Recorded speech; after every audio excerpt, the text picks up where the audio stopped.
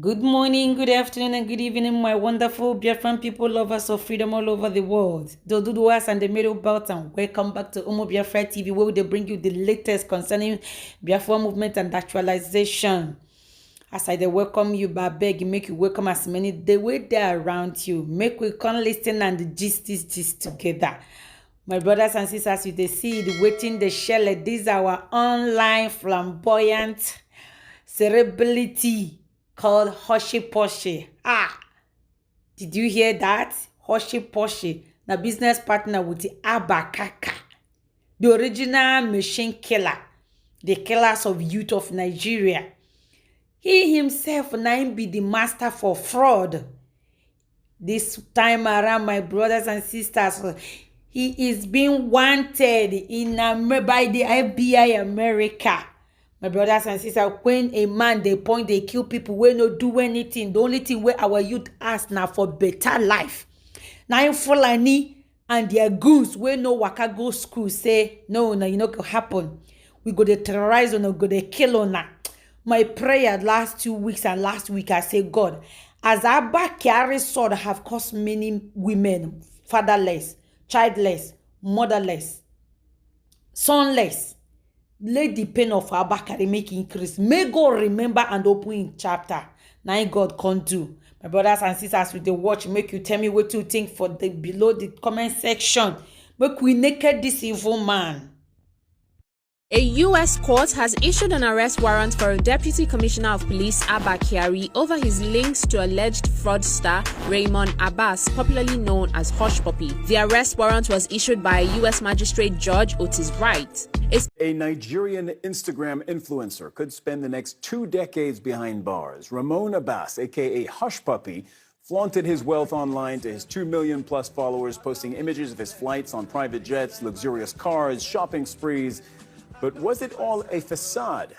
He's now pleaded guilty in a U.S. federal court to money laundering. Let's get more on all this from CNN's Larry Mado. Larry, so I've just been going through this Instagram account. It's like your typical influencer bling account. It's the cars, the clothes, and shocker, it's not authentic.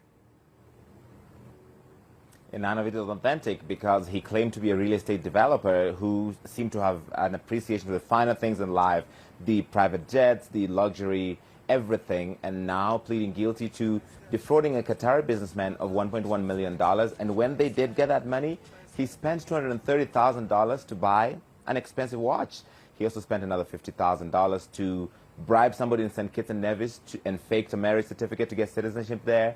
And the Department of Justice in the U.S. saying that he's admitted to his role in a ring of cyber scams, money laundering that led to losses of $24 million. So while he was pretending to be this high-flying businessman on Instagram, he was in fact defrauding people according to the U.S. authorities.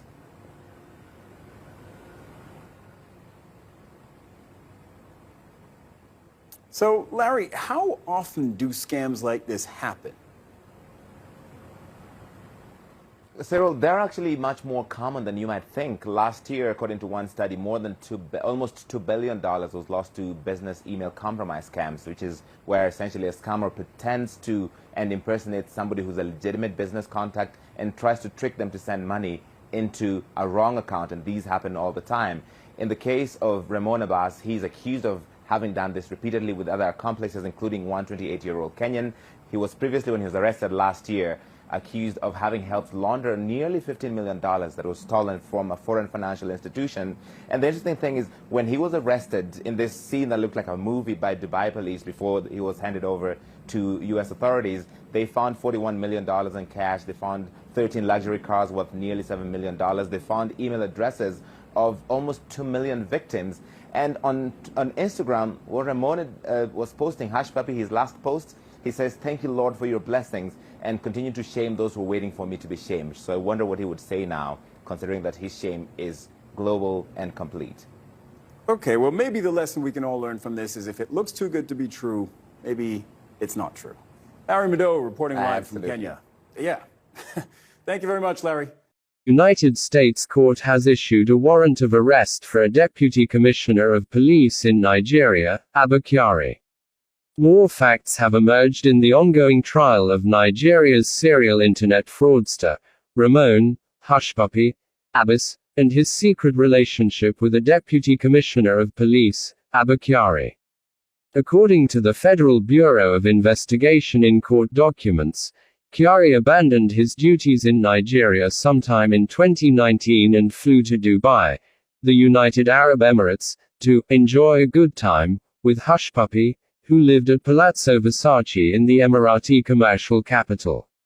The September 2019 trip was only an episode of a mutually beneficial cozy affair between Kyari and Abbas that was uncovered by the American authorities as part of their ongoing prosecution of Abbas for a multi-million-dollar internet fraud. Abbas pleaded guilty this week after his legal representatives successfully negotiated a plea deal with prosecutors in Central California, court documents said.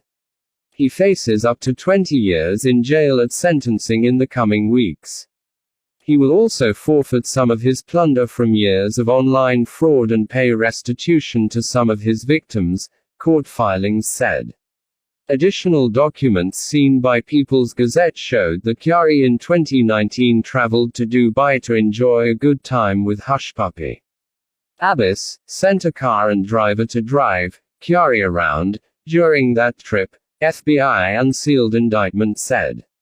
Also during the trip, Kyari bragged to Abbas about some of his so-called crime-busting activities in Nigeria, to which Abbas responded by playing allegiance to the police chief.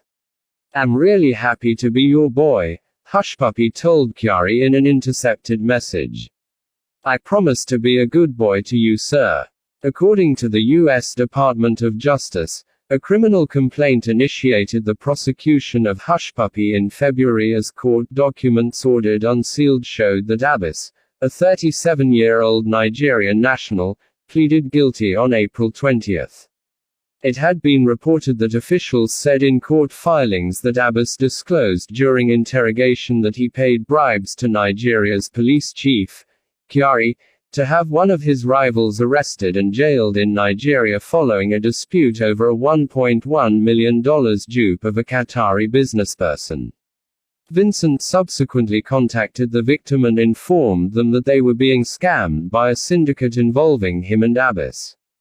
This elicited anger from Abbas, who contacted Kyari to arrest and jail his rival over the dispute.